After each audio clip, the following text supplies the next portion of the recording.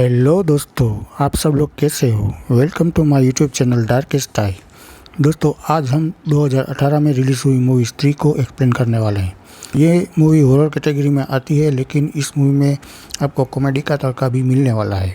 इस मूवी की IMDb rating है 7.5, जो कि काफ़ी अच्छी रेटिंग है।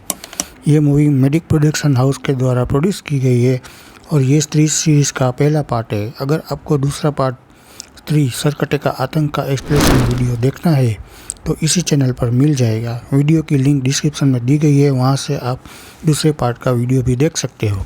ओके दोस्तों, ज़्यादा टाइम वेस्ट नहीं करते हुए चलते हैं सीधा वीडियो की तरफ। अब मूवी की स्टार्टिंग में हमें एक गांव जिसका नाम चंदेरी है, वहाँ रात का सीन दिखाया जाता है। यहाँ सभी घरों के बाहर की दीवार पर लाल रंग से ओ स्त्री का लाना ऐसा लिखा हुआ है। दोस्तों, इसका क्या मतलब है वो हमें आगे पता चलेगा। अब एक ऐसा घर है जिस पे ठीक से लिखा हुआ नहीं है, या फिर ऐसे कहें कि वो लाल रंग का इतना शाही फीका पड़ गया है कि ठीक से पढ़ा नहीं जा रहा, और इसी घर के अंदर एक सोल यानी कि आत्मा आ जाती है। अब उस घर में रहने वाला राका नाम का आदमी बाहर सुसु करने जाता है, तभी विस्पर आवाज़ में वो खुद का नाम सुनता है।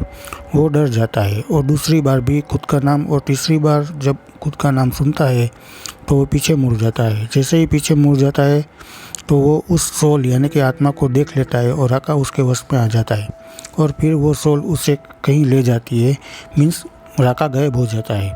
दोस्तों, ये जो सोल है इनको गांव वाले स्त्री के नाम से जानते हैं, तो हम अभी के लिए ये मान के चले कि स्त्री ही राका को ले गई है। आगे हमें कहानी का हीरो यानी कि विकी को दिखाया जाता है, जो कि राजकुमार राव ने ये रोल निभाया है, जो काफ़ी मॉडर्न विचारों वाला है। अब जब वो सुबह सुबह जॉगिंग करके अपने घर वापस आता है तो एक आदमी उसके घर की दीवार पर वही ओ स्त्री का लाना वाला स्लोगन लिख रहा होता है। विकी को ये पसंद नहीं आता और वो उससे कहता है कि ओ चचा, माता का त्यौहार आया नहीं कि फिर से लोगों को उल्लू बनाने का काम शुरू। वो आदमी कहता है कि बेटा, ये कोई ऐसी वैसी शाही नहीं है, चमगादड़ की हड्डी के चूरे और सफ़ेद कौवे के मूत्र से मिलाकर बना गई ये शाही है। इसे स्त्री घर में घुसने की हिम्मत नहीं करेगी।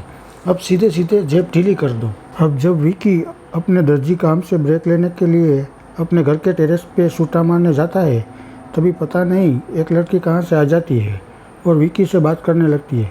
दोस्तों, ये लड़की इस मूवी की हीरोइन है और ये रोल श्रद्धा कपूर ने किया है। पूरे मूवी में इसके नाम का कोई जिक्र नहीं किया गया, इसलिए हम उसको उसके असली नाम यानी कि श्रद्धा से ही जानेंगे। खैर, आगे श्रद्धा विकी को कहती है कि क्या तुम मेरे लिए एक लहंगा सिल दोगे। विकी कहता है कि हाँ, क्यों नहीं। फिर विकी उसकी बातें बस सुन ही जा रहा होता है और उसके देखे जा रहा होता है, मानो जैसे वो उसके ऊपर बिल्कुल मजनू की तरह लट्टू हो गया हो। अब श्रद्धा उससे पूछती है कि क्या तुम कब तक ये लहंगा सिल दोगे। विकी 2 हफ्ते का बोलता है। तभी श्रद्धा कहती है कि नहीं, मुझे तो लहंगा महापूजा के दिन पहनना है। अगर तुमसे नहीं होता तो बोल दो, मैं कहीं और करवा लूँगी। विकी कहता है कि मैं 2 दिन में सिल दूँगा, और फिर वो वहाँ से चली जाती है और जाते जाते कहती है कि मैं आज शाम को मंदिर जाने वाली हूँ। वो विकी को इनडायरेक्टली वहाँ मंदिर पर बुलाती है। अब सीन शिफ्ट होता है और विकी अपने 2 दोस्त बिट्टू और जना के पास जाता है और उससे बताता है कि उसे श्रद्धा से पहली नज़र में प्यार हो गया है। बिट्टू पूछता है कि ये लड़की जिससे तुझे प्यार हो गया है वो कौन है और आजकल कपड़े कौन सिलवाता है। विकी जवाब देता है कि प्यार रेडीमेड नहीं होता, उसे सुई धागे से बनाना पड़ता है। विकी की बावली बातों को सुनकर उसका दोस्त जना तो खुश होता है, लेकिन बिट्टू को जलन महसूस होती है और वो टेबल से उठ जाता है। फिर वो विकी और जना को बोलता है कि भाई लोग, सपनों की दुनिया से बाहर निकलो और हकीकत की दुनिया में आ जाओ। आज है त्यौहार का पहला दिन और रात को लोकेश ने अपने मामा की कोठी पे दारू और नाच गाने की पार्टी रखी है और ये अगले 4 दिनों तक चलेगी। अब ये तीनों दोस्त शाम को मंदिर दर्शन करने जाते हैं और वहाँ से वे लोग लोकेश की पार्टी में जाने वाले होते हैं। तभी विकी अपने दोस्त बिट्टू और जना को बहाना करता है कि तुम दोनों निकलो, मैं थोड़ी देर में मंदिर का प्रसाद लेके आता हूँ। तभी बिट्टू और जना समझ जाते हैं कि विकी उस लहंगे वाली के चक्कर में बहाना कर रहा है। वो पूछते हैं कि क्या वो मिलने आने वाली है, सच बोल, बहाना क्यों कर रहा है। विकी कहता है कि ऐसा कुछ नहीं है, तुम लोग जाओ ना, मैं आ जाऊँगा। अब जब विकी मंदिर के बाहर एक चबूतरे में खड़ा होकर बीड़ी फूंक रहा होता है, तभी फिर से श्रद्धा पीछे से आ जाती है और वो बोलती है कि मुझे लगा तुम सुबह मेरा इशारा समझ नहीं पाए। विकी कहता है कि नहीं, मैं समझ गया था, मैं थोड़ा स्लो हूँ लेकिन समझ जाता हूँ। फिर वो दोनों बातें करने लगते हैं। तभी विकी कहता है कि मंदिर में आरती तो पूरी हो गई, तुम लेट हो गई। श्रद्धा कहती है कि समय का भान ही नहीं रहा। तभी विकी कहता है कि तुम अपना फ़ोन नंबर मुझे दे दो, कल तुम्हारे लिए स्पेशल आरती का प्रबंध करवा दूंगा। श्रद्धा कहती है कि मेरे पास फ़ोन नहीं है। तभी विकी कहता है कि फ़ोन नहीं है, तुमसे अगर किसी को बात करनी हो तो कैसे करे। श्रद्धा जवाब देती है कि किसी का तो पता नहीं, लेकिन तुम्हें अगर करनी है तो सिर्फ मुझे याद करने लेना, मैं आ जाऊंगी। विकी ये सुनकर बड़ा खुश हो जाता है। अब श्रद्धा उसे एक पर्ची देती है और विकी को कहती है कि कल सुबह नहा धोकर इसे पढ़ना। विकी मन ही मन खुश हो जाता है। अब विकी को लोकेश की पार्टी में जाना था, तो वो बोलता है कि कितनी काली अंधेरी रात हो गई है। तभी श्रद्धा जवाब देती है कि मुझे तो अंधेरे का ही इंतज़ार रहता है।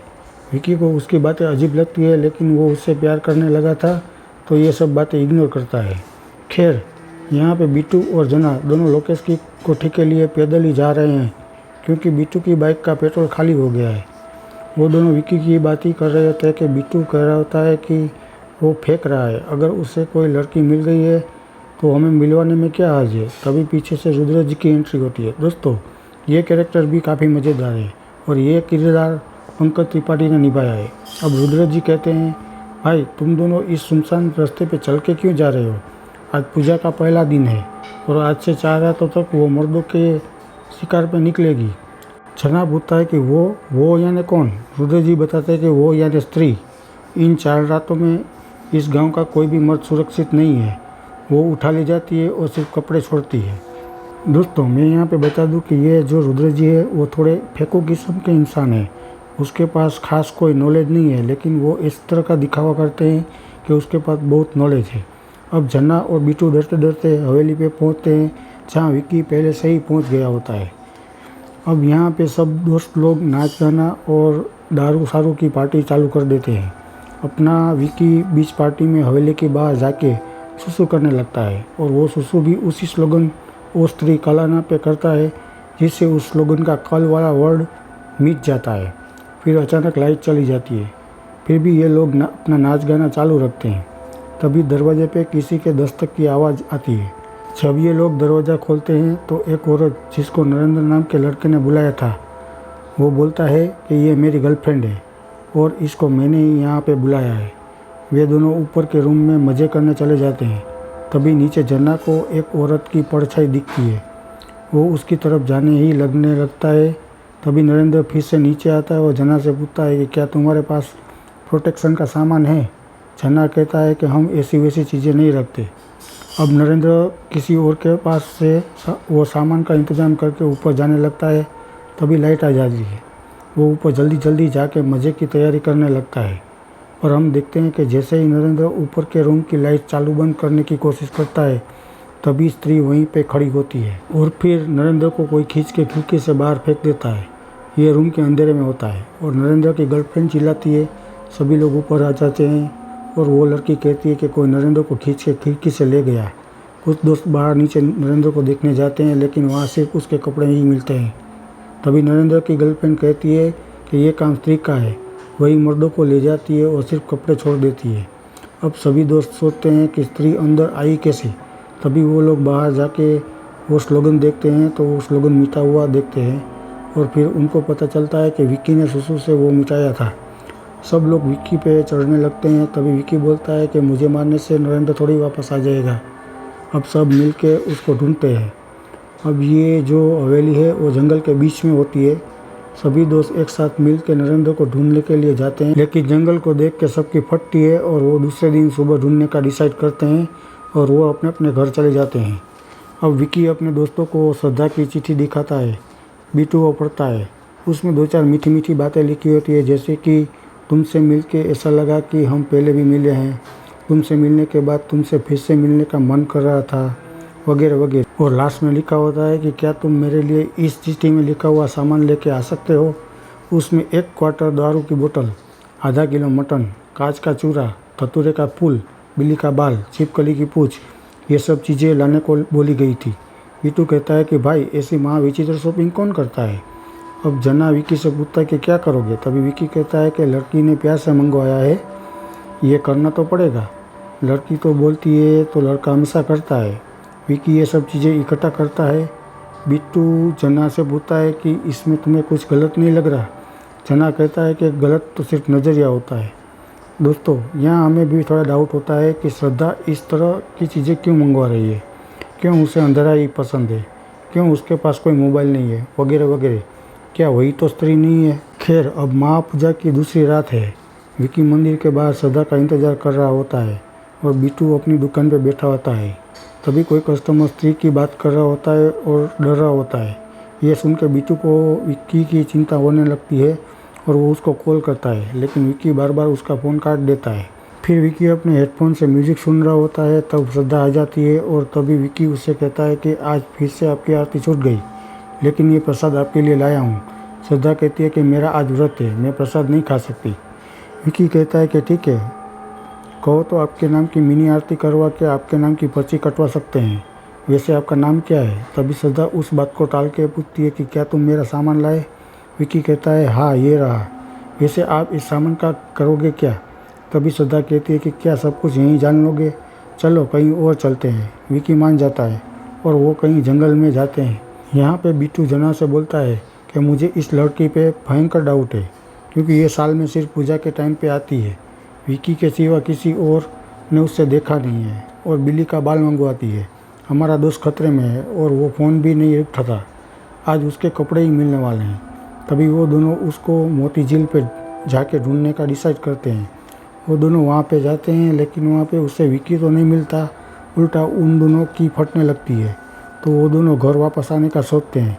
यहाँ विक्की और श्रद्धा कुछ बातें करते हैं। विक्की श्रद्धा का नाप लेने के बहाने उससे थोड़ा इश्क लड़ाता है और फिर जब श्रद्धा उसके करीब आती है, उसकी आंखें बंद करती है, तो विक्की को लगता है कि वो उसे किस करने वाली है, लेकिन उल्टा श्रद्धा वहाँ से गायब हो जाती है। यहाँ बिट्टू और जना चल के वापस जा रहे हैं, क्योंकि फिर से उसकी बाइक का पेट्रोल खाली हो गया है। अब जब बिट्टू और जना अपने अपने घर जाने के लिए अलग होते हैं, तब जना के पीछे से स्त्री की आवाज़ आती है। जना जब तीसरी बार स्त्री की आवाज़ सुनता है तो पीछे मुड़ जाता है और यहाँ हमें पहली बार स्त्री को दिखाया जाता है। उसके हाथ पैर जले हुए हैं, मुंह घूंघट से ढका हुआ है और वो हवा में लटक रही है। वो जना को वश में कर लेती है और अपने साथ खींच के ले जाती है, पीछे उसके कपड़े छोड़ देती है।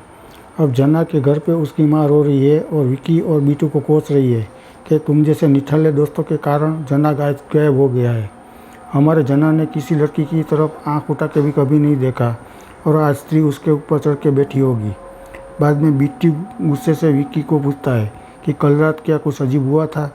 विक्की बताता है कि हाँ, वो हम बैठ के बातें कर रहे थे तो वो अचानक से गायब हो गई। बिट्टू बोलता है कि क्या तुम्हें पता है कि हम तुम्हें ही ढूंढने आए थे और तुम्हारी भूतिया गर्लफ्रेंड ने जना को उठा के ले गई। विक्की कहता है कि क्या कुछ भी बक रहे हो। बिट्टू पूछता है कि क्या तुम्हें उसका नाम मालूम है? तुम्हारे सिवा किसी ने उसको देखा है? उसका कोई फ़ोन नंबर है? और वो सिर्फ हर साल पूजा के दिनों में क्यों आती है? विक्की पूरी तरह चुप हो जाता है, क्योंकि उसके पास इन बातों का कोई जवाब नहीं होता। फिर बिट्टू कहता है कि एक बात समझ में नहीं आई, ये भूत होके भी मंदिर के अंदर कैसे घुस जाती है? तभी विक्की कहता है कि वो कभी मंदिर में नहीं आती, वो प्रसाद भी नहीं खाती। बिट्टू कहता है कि मुझे पता था कि वो स्त्री ही है, पूछो उससे हमारे जना को कहाँ ले गई। और हाँ, उसे मत बता देना कि ये सब मैंने तुम्हें बताया है, वरना कल को वो मुझे भी उठा ले जाएगी और मेरे भी कपड़े छोड़ देगी। यहाँ विक्की पूरी तरह से अपने दिमाग पे जोर लगाता है और अब उससे खुद को भी बिट्टू की बात पे यकीन होने लगता है कि श्रद्धा ही स्त्री है। अब सीन शिफ्ट होता है और पूजा के तीसरे दिन की सुबह का गांव का बाजार का सीन दिखाया जाता है। यहाँ हमारे रुद्रजी लोगों में स्त्री से बचने के लिए, सतर्क रहने के लिए गुहार लगाते दिखाए जाते हैं। गांव के लोग तरह तरह के विचित्र सवाल करते हैं और रुद्रजी उसके हल्के फुल्के जवाब भी देते हैं, जैसे कि स्त्री कलाना ही क्यों लिखते हैं, स्त्री कभी मत आना क्यों नहीं लिखते, स्त्री सबके नाम कैसे जानती है, क्या स्त्री शिकार के साथ इंटीमेट होती है, वगैरह वगैरह। खैर, रुद्रजी उन लोगों को बताते हैं कि अभी तक स्त्री 3 जवान को उठा ले गई है, आप लोग अपना ध्यान रखें। ये सब बातें विक्की सुन रहा होता है और वो अपने दोस्त जना को बचाने के लिए श्रद्धा से मिलना चाहता था, तो वो सिर्फ आधे घंटे में ही श्रद्धा का लहंगा सिल देता है और टेरेस पे जाके उसका इंतज़ार करने लगता है। हर बार की तरह श्रद्धा वहाँ पे आ जाती है और उसको देख के विक्की डरने लगता है। आकाश काला हो जाता है और श्रद्धा के हाथ भी छले हुए हो जाते हैं। श्रद्धा का चेहरा भी डरावना हो जाता है। विक्की उल्टा बैठ के कुछ बड़बड़ाने लगता है। तभी श्रद्धा उसको बार बार पीछे से पुकारती है और फिर से सब कुछ नॉर्मल हो जाता है। एक्चुअली ये सब विकी की इमेजिनेशन होती है। अब श्रद्धा जब अपना लहंगा देख रही होती है तभी विकी उससे पूछता है कि क्या तुम भूत प्रेत में विश्वास करती हो, क्या तुम अपने पैरों को पीछे मोड़ सकती हो, वगैरह वगैरह। और वो बताता है कि मेरा एक दोस्त जिसका नाम जना है वो कल रात गायब हो गया है। गांव वाले बोलते हैं कि ये काम स्त्री का है। क्या तुम स्त्री को जानती हो? क्या तुम ही स्त्री नहीं हो ना? मुझे एक बार बता दो तो मैं मेंटली प्रिपेयर हो जाऊं। अब ये सब सवाल सुन के श्रद्धा कुछ नहीं बोलती, लेकिन चेहरे पे गुस्सा होता है। फिर विकी दौड़ के बाजू वाली टेरेस पे एक नशेड़ी आदमी बैठा हुआ होता है, उससे पूछता है कि क्या तुम्हें वो लड़की दिख रही है? वो जवाब देता है कि कौन सी लड़की? और श्रद्धा वहाँ से फिर से गायब हो गई होती है। खैर, कहानी में उसी रात विकी बीटू के पास जाता है और जना को बचाने के लिए कोई भूत प्रेत की बातों में एक्सपर्ट आदमी को मिलने का प्लान बनाते हैं। वे लोग रुद्र जी के पास जाते हैं और उसके पुस्तकालय में विकी उनसे पूछता है कि तुम स्त्री के बारे में क्या जानते हो। रुद्र जी बताते हैं कि मैंने स्त्री के ऊपर काफ़ी सारा रिसर्च किया है और मुझे मिली है तो एक किताब। फिर वो विक्की और बीटू को चंदेरी पुराण नाम की किताब देते हैं और कहते हैं कि ये किताब कोई शंकर शास्त्री नाम के आदमी ने लिखी है। विक्की कहता है ठीक है भाई, उसमें पढ़ो तो सही कि क्या लिखा है। अब वे लोग ये किताब पढ़ते हैं। उसमें लिखा है कि पुराने ज़माने में एक सुंदर वेश्या हुआ करती थी जिसको गांव के सभी मर्द पाना चाहते थे, लेकिन जब उस वेश्या को एक ऐसा आदमी मिला जो उसके जिस्म को नहीं पर आत्मा को प्यार करता था, तब उन लोगों ने शादी करने का निर्णय लिया।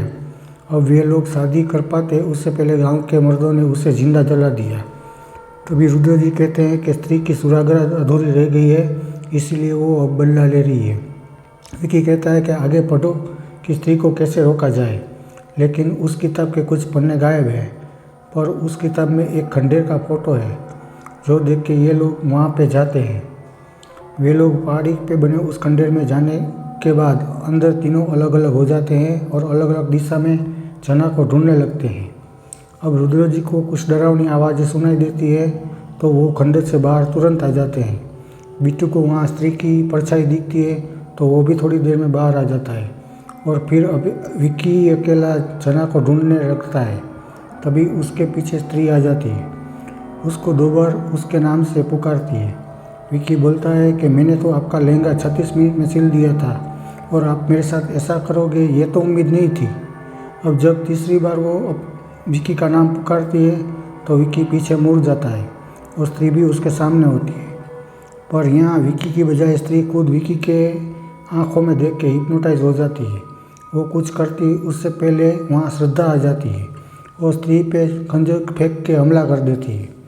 जैसे ही स्त्री श्रद्धा की ओर बढ़ती है, श्रद्धा कोई पाउडर या भस्म उसके ऊपर छिड़क देती है और स्त्री वहाँ से गायब हो जाती है। विक्की बच जाता है और वो खुश भी है क्योंकि श्रद्धा स्त्री नहीं है। बाहर वो श्रद्धा को बीटू और रुद्र जी से मिलाता है और कहता है कि ये वही लहंगे वाली लड़की है जिसे तुम लोग कुछ और ही समझ रहे थे। श्रद्धा सबको बताती है कि सिर्फ तुम्हारा दोस्त ही नहीं और काफ़ी सारे लोग को स्त्री उठा ले गई है। मेरा भी कोई अपना चला गया है और इसलिए पिछले 3 साल से मैं स्त्री से लड़ने की कोशिश कर रही हूँ। मैंने पिछले 3 साल में काफ़ी सारे तांत्रिक से काफ़ी सारी विद्याएँ सीखी है, लेकिन लगता है मैंने जो सीखा है वो स्त्री को हराने के लिए काफ़ी नहीं है। अब वो लोग जब वापस जा रहे होते हैं तभी झाड़ियों में से जना उन लोगों के सामने आ जाता है और वो लोग जना को लेकर उसके घर आते हैं।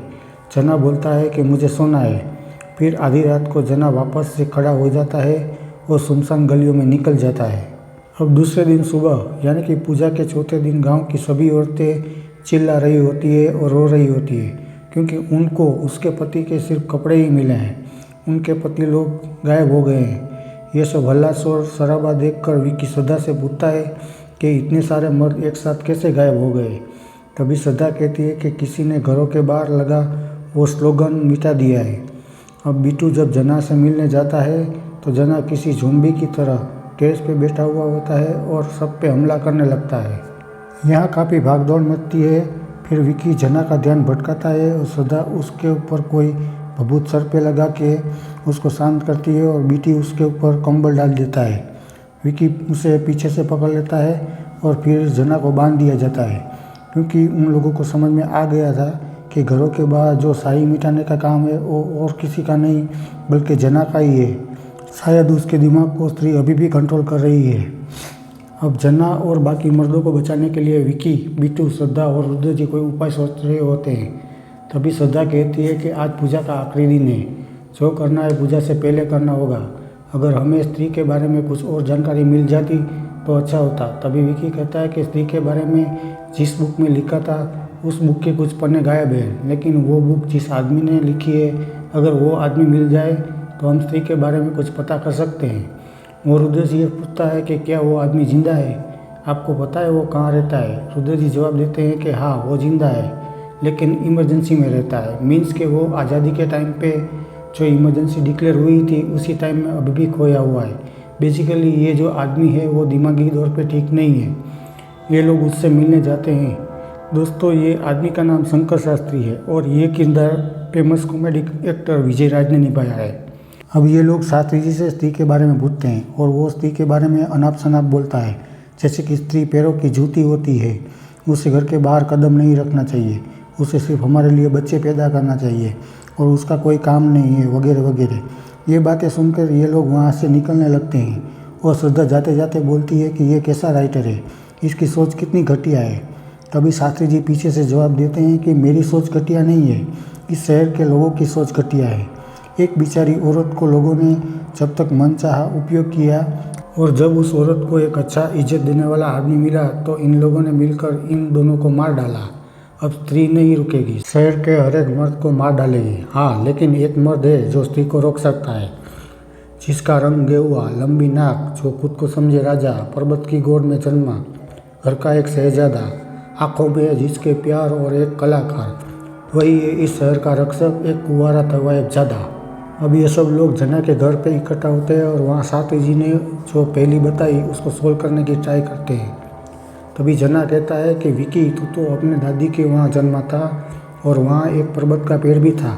बिट्टू कहता है तेरा रंग भी गेहुआ है और नाक भी लंबी है और तू अपने आप को राजा भी समझता है। जना कहता है तू अपने घर का एक ही चिराग है, यानी कि तू हुआ घर का शहजादा। श्रद्धा कहती है कि तुम्हारी आंखों में प्यार भी है, इसलिए तो स्त्री तुम पे मोहित हो गई थी, और तू कपड़ों की सिलाई भी जिस तरह से करता है तो एक कलाकार भी तो है। विकी कहता है वो तो सब ठीक है, लेकिन आखिरी वाली लाइन तवायबजादा यानी कि तवायब का बेटा, वो कैसे पूरा होगा, वो तो मैं नहीं हूँ। तभी रुद्र जी और बिट्टू इशारे इशारे में बात करते हैं और बोलते हैं कि लगता है इसको किसी ने बताया नहीं। विकी कहता है क्या नहीं बताया। रुद्र जी कहते हैं कि सारे शहर को पता है कि तू किसका बेटा है। कि अपनी हकीकत सुन के बहुत गुस्सा करने लगता है और अपने पिताजी के पास दारू पी के जाता है। उसके पिता खाना बंद कर देते हैं और इस बात पे मौन धारण कर लेते हैं। फिर विकी उसको मनाता है और कहता है कि मैं दारू नहीं पीऊँगा, मम्मी कसम, डैडी कसम। मीन्स वो अपनी हकीकत का स्वीकार कर लेता है कि वही तवायबजादा है और वही इस शहर का रक्षक है। अब जबकि सबको मालूम है कि शहर का रक्षक विकी है, विकी, श्रद्धा, रुद्र जी और बिट्टू स्त्री को हराने के लिए शहर के राजा रानी महल पे इकट्ठा होते हैं। वहाँ ये लोग स्त्री के बारे में डिस्कस करके ये डिसाइड करते हैं कि स्त्री अपने घर में ताकतवर है, लेकिन अगर उसको सुहागरात की लालच देकर यहाँ राजा रानी महल पे लाके उसके साथ मुकाबला किया जाए तो उसे हरा सकते हैं। फिर वो लोग विकी को दूल्हा बनाकर उसकी स्त्री के साथ सुहागरात करने का डिसाइड करते हैं। अब ये लोग राजा रानी महल को शादी के घर की तरह डेकोरेट करते हैं। विकी को हल्दी बल्दी लगाते हैं और लाल रंग की स्याही से स्त्री को रास्ता दिखाने के लिए सिग्नल बोर्ड बनाते हैं। श्रद्धा कुछ पाउडर और भस्म तैयार करती है। महल के बीचों बीच सुहागरात का बेड लगाते हैं। मतलब कि ये लोग पूरी तैयारी करते हैं कि स्त्री को अपनी गिरफ्त में लेने की, और हो जाती है महापूजा की आखिरी रात शुरू। सीन शिफ्ट होता है और हमें मंदिर और बाजार का माहौल दिखाया जाता है। सभी औरतें पूजा के लिए अपने घरों से निकल रही हैं और मर्द घर में ही अपने आप को बंद करके सुरक्षित रखना चाहते हैं। यहाँ राजा रानी महल में विकी लगन का सूट पहन के सुहागरात के लिए रेडी है। वो बेड पे बैठ जाता है। श्रद्धा उसे कहती है कि जब स्त्री तुम्हारे सामने आ जाए तब उससे नज़रें मत हटाना। मेरे पास एक मंत्र है, उससे स्त्री की शक्तियाँ कमज़ोर हो जाएगी और तभी तुम ये चाकू से उसके सीने पे वार कर देना। विकी कहता है कि मैं कैसे वार कर सकता हूँ। अब रुद्र, बिट्टू और श्रद्धा खिड़की के पीछे छुप जाते हैं और स्त्री का इंतज़ार करने लगते हैं। बाहर ओ स्त्री कल आना की जगह ओ स्त्री आना वाला स्लोगन लिखा हुआ होता है। ये देख के स्त्री राजा रानी महल में घुस जाती है। वो लाल रंग की स्याही से बने बोर्ड को देख के उसी दिशा में आगे बढ़ती है, लेकिन तभी उसी वक्त वहाँ पे जना भी आ जाता है और वो श्रद्धा, बीटू और रुद्र पर हमला कर देता है। स्त्री दूसरा रास्ता लेती है और विकी को पुकारती है। विकी अपने बेड से खड़ा होकर उस रूम से बाहर निकल जाता है और चाकू वहाँ पर ही छोड़ देता है। श्रद्धा अपनी भस्म से जना को शांत करती है और विकी के बेड के पास जाती है, लेकिन विकी वहाँ नहीं मिलता। तभी श्रद्धा रुद्र और बीटू से कहती है कि विकी यहाँ पे नहीं है। तभी बीटू के मोबाइल पर विकी का मैसेज आता है, जिसमें विकी ने अपना लोकेशन सेंड किया हुआ होता है। वो लोकेशन वही पहाड़ी वाला खंडेर होता है। अब यहाँ खंडेर में विकी खड़ा है और उसे स्त्री की डरावनी आवाज़ें सुनाई दे रही है। साथ में उसका फ़ोन भी बज रहा है, लेकिन वो जैसे ही फ़ोन उठाने की कोशिश करता है, स्त्री की आवाज़ें और ज़्यादा डरावनी हो जाती है। तभी विकी को लगता है कि स्त्री सुहागरात के लिए उतावली हो रही है। वो कहता है, ठीक है, मैं अपने कपड़े उतारता हूँ, तुम आ जाओ। और वो अपने कपड़े उतारने लगता है। स्त्री उसके सामने आके उसके साथ टक्कर मार दे उसको गिरा देती है। तभी विकी समझ जाता है कि वो गलत समझ रहा है। स्त्री को सुहागरात की कोई ज़रूरत नहीं है। वो अपने कपड़े पहन लेता है और तभी स्त्री उसके पास आके उसकी आंखों में फिर से देखने लगती है और शांत हो जाती है। बाहर श्रद्धा, रुद्र, बीटू और जना भी आ गए हैं। बीटू और रुद्र जना को पकड़े हुए हैं क्योंकि वो अभी भी स्त्री के कंट्रोल में है।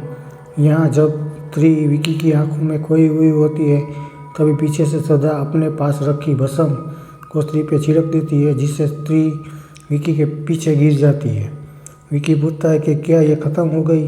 श्रद्धा कहती है कि नहीं, ये बस थोड़ी देर के लिए उसकी शक्ति कम हो गई है। वो फिर से उठे उससे पहले तुम ये खंजर उसके सीने में डाल दो और उसकी चोटी काट दो। विकी खंजर लेके स्त्री के पास जाता है, लेकिन उसका मासूम शक्ल देख के वापस आ जाता है और श्रद्धा को बोलता है कि क्या उसको खंजर मारना ज़रूरी है?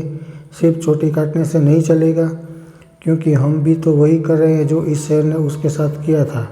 तभी श्रद्धा मान जाती है और कहती है ठीक है, सिर्फ उसकी चोटी ही काट लो। तभी स्त्री जग जाती है और वो श्रद्धा के ऊपर हमला कर देती है। श्रद्धा भागती है और भागते भागते एक डेड एंड पे जाके रुक जाती है। वहाँ स्त्री उसे दबोच लेती है और उसका गला घोंटने लगती है। श्रद्धा ऑलमोस्ट मरने वाली होती है। तभी पीछे से विकी आके स्त्री की चोटी काट देता है और स्त्री वहाँ से गायब हो जाती है। चोटी नीचे गिर जाती है। चोटी श्रद्धा उठा लेती है। अब वे दोनों बाहर आ जाते हैं और जना भी अब शांत हो गए हैं। तभी बीटू पूछता है कि क्या स्त्री खत्म हुई? तभी विकी कहता है कि उसकी सिर्फ चोटी काटी है। उसको दो चीज़ें चाहिए थी, एक तो प्यार और दूसरा इज्जत। बाद में उसी खंडेर से शहर के और सारे मर्द जो गायब हुए थे वो भी बाहर निकलते हैं और अगली सुबह उन सब का वेलकम होता है और इन लोगों की खूब प्रशंसा होती है। नेक्स्ट सीन में हमें चंद्रिका बस स्टैंड दिखाया जाता है, जहाँ विकी श्रद्धा को मिलने आया होता है। साथ में बीटू और जना भी उसके पीछे खड़े हैं। श्रद्धा ने विकी का सिला हुआ लहंगा पहना है और विकी श्रद्धा को फूल देता है और स्त्री के सामने लड़ने के लिए मदद करने के लिए उसको थैंक यू बोलता है। श्रद्धा भी विकी से कहती है कि तुम बहुत अच्छे इंसान हो, पहले मिलते तो पहले ही दोस्ती हो जाती हमारी। ऐसे बातें चलती है। तभी श्रद्धा की बस आ जाती है और वो जाने लगती है। तभी विकी उसको रोकने के लिए रिक्वेस्ट करने लगता है।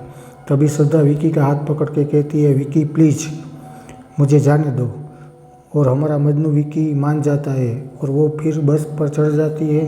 तभी विकी को याद आता है कि उस श्रद्धा का नाम तो पूछा ही नहीं। पीछे से बीटू कहता है कि ऐसी लव स्टोरी तो पहली बार देखी जिसमें लड़की का नाम ही नहीं पता। अब बस में श्रद्धा अपनी बैग से उस स्त्री की चोटी को निकालती है और अपने बालों में समा लेती है और उसकी आंखें भी एक सेकंड के लिए लाल होती है। मतलब पूरी मूवी ख़त्म हो गई, लेकिन श्रद्धा कौन थी और उसका असली मकसद क्या था वो हमें आखिर तक पता नहीं चल पाता। खैर, मूवी के आखिरी सीन में हमें चंदेरी शहर का 1 साल के बाद का रात का सीन दिखाया जाता है, जहां स्त्री फिर से शहर में एंटर करने की कोशिश करती है, लेकिन इस बार वो शहर के गेट के पास अपनी बड़ी मूर्ति लगी देखकर वहीं रुक जाती है और वहां पर लिखा स्लोगन पढ़ने लगती है। वहां लिखा है, ओ स्त्री रक्षा करना, और फिर बूम, मूवी यहीं पे ख़त्म हो जाती है।